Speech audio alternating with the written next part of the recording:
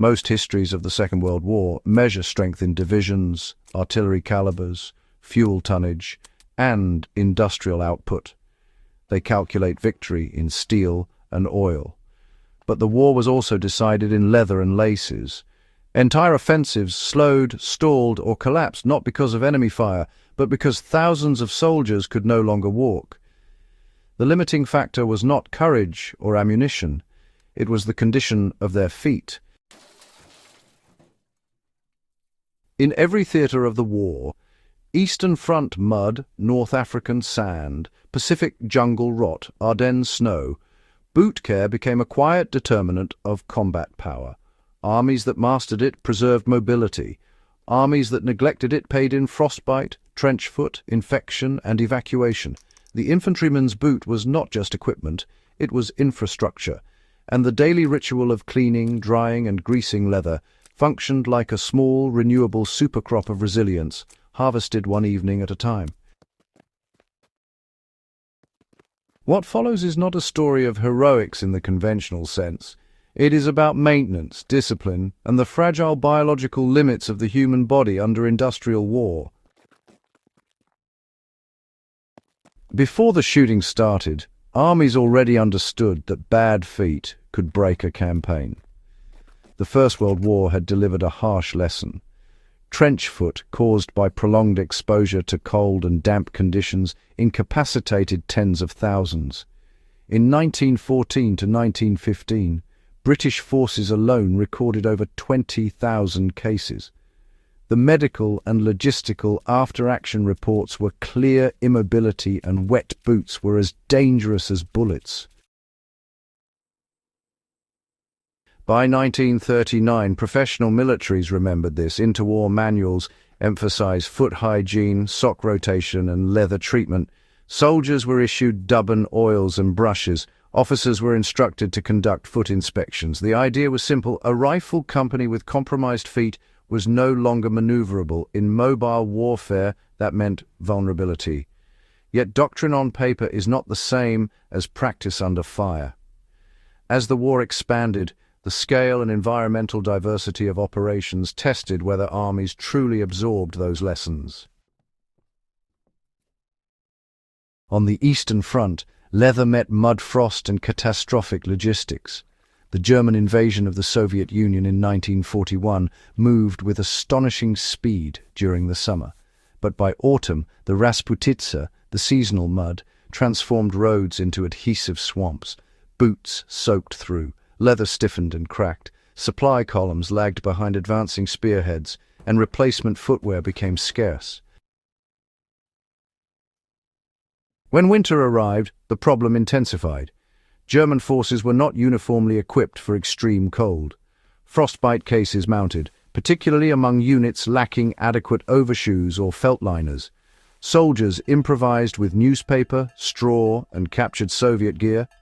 The Red Army, hardened by experience and climate, fielded Valenki, felt boots that provided better insulation in static winter conditions, though they were less suited for rapid movement. Foot casualties on the Eastern Front rarely receive attention in operational histories, yet they directly influenced combat effectiveness. Frostbitten troops required evacuation, further straining medical and transport systems already overwhelmed by distance and attrition. Divisions that had lost tanks could be reinforced with replacements. Divisions that lost the functional mobility of their infantry could not easily recover in the middle of a winter campaign. The German Army's later emphasis on improved winter equipment, including better insulated boots and foot care discipline, reflected a painful adaptation. It was a logistical correction born from bodily failure. In North Africa, the problem was not cold and rot, but abrasion and heat. The Desert War is often remembered for armoured clashes and long-range manoeuvres. But the desert punished the foot in different ways. Fine sand infiltrated boots constantly, grinding against skin and creating blisters that could quickly become infected. Daytime heat dried leather to rigidity, nighttime cold stiffened it further. British and Commonwealth forces developed routines to shake out sand, apply powder, and adjust lacing to reduce friction. German Afrika Korps units issued lighter footwear and gaiters better suited to the environment. Even so, long marches in extreme heat increased sweat and maceration of skin, leading to sores that reduced marching speed. In a theatre defined by mobility and supply lines stretching across hundreds of miles, the physical condition of soldiers' feet directly influenced operational tempo. A column, slowed by straggling infantry, became more vulnerable to air attack or encirclement.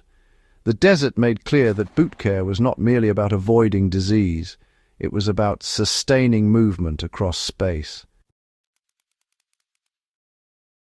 The Pacific Campaign revealed how quickly neglect turned into systemic breakdown. In the jungles of New Guinea, Guadalcanal and Burma, Allied and Japanese forces confronted persistent moisture, fungal infections, and immersion foot. Leather rarely dried fully. Socks remained damp for days. The U.S. Army and Marine Corps encountered high rates of tropical ulcers and fungal conditions that could escalate if untreated. Medical officers began to enforce daily foot inspections more aggressively. Drying racks were constructed whenever possible. Extra socks became prized items, sometimes traded informally. The introduction of improved jungle boots with drainage eyelets was not cosmetic, it was a response to real operational degradation. Japanese forces, operating at the end of long supply chains and often lacking adequate medical resupply, suffered heavily from untreated foot conditions. As the war progressed and resources tightened, this contributed to declining endurance on long marches and reduced capacity for maneuver. Jungle warfare underscored a principle that modern militaries continue to teach in sustained wet environments. Discipline in personal maintenance must increase, not decrease. When fatigue sets in, foot care is often the first task skipped and the first mistake paid for. The Battle of the Bulge demonstrated that cold could disable more men than gunfire. During the winter of 1944-45 in the Ardennes, American forces faced severe cold. Despite improved logistical systems compared to earlier in the war, rapid German advances disrupted supply. Some units lacked adequate overshoes and dry socks. Frostbite cases surged. Official medical statistics show that in certain periods, non-battle casualties from cold injuries rivaled or exceeded combat losses. Frostbite did not simply remove a soldier temporarily. Severe cases could mean permanent damage and discharge. Commanders responded by tightening enforcement of cold weather discipline. Troops were ordered to change socks frequently, loosen boots to improve circulation when static, and avoid constricting footwear. The United States Army's experience in the Bulge shaped post-war doctrine on cold weather operations, influencing training for Korea and later NATO planning. Boot care functioned as a daily act of control in an uncontrollable environment. War erodes routine. Chaos becomes normal. In that context, the simple act of removing boots, drying socks, and applying grease-imposed structure. It was a form of discipline that reinforced agency. Military historians often emphasize morale in terms of leadership and ideology. Yet morale also emerges from small, repeatable acts of maintenance. When soldiers felt physically capable, able to march, stand watch, and maneuver, they retained confidence. When their feet deteriorated, frustration and fatalism increased. In this sense, boot care resembled a renewable resource. It required time and attention, but paid dividends in endurance. Units that institutionalized it as non-negotiable tended to preserve operational cohesion longer under stress. The Korean War, fought in both extreme cold and mountainous terrain, revived many of the same challenges. The United States military's cold weather manuals drew directly from World War II experiences. Emphasis on layered socks, insulated boots, and rigorous inspection became standard. Modern militaries still teach change your socks as fundamental fieldcraft. It sounds simplistic, even cliché, but its roots are grounded in historical data showing that preventable foot injuries once removed thousands from combat. The overlooked thread connecting industrial warfare and personal survival is biological limitation. The human foot, complex, load-bearing, vulnerable to moisture and temperature, is a constraint no amount of mechanization can eliminate. Tanks and aircraft may define strategy, but infantry still closes ground, and infantry moves on feet. Understanding this overlooked history, really reframes how we think about resilience. Resilience is often portrayed as psychological toughness or maybe national will, yet World War II demonstrates that resilience is also procedural. It actually resides in habits repeated under fatigue. It depends on logistics reaching the last mile and individuals acting on instruction. Boot care did not win battles in isolation, but honestly, neglecting it lost capacity. It thinned ranks, it slowed advances, it strained medical systems, it shaped adaptation in gear design and doctrine. For survival-minded observers today, the lesson is not nostalgic romanticism about wartime hardship.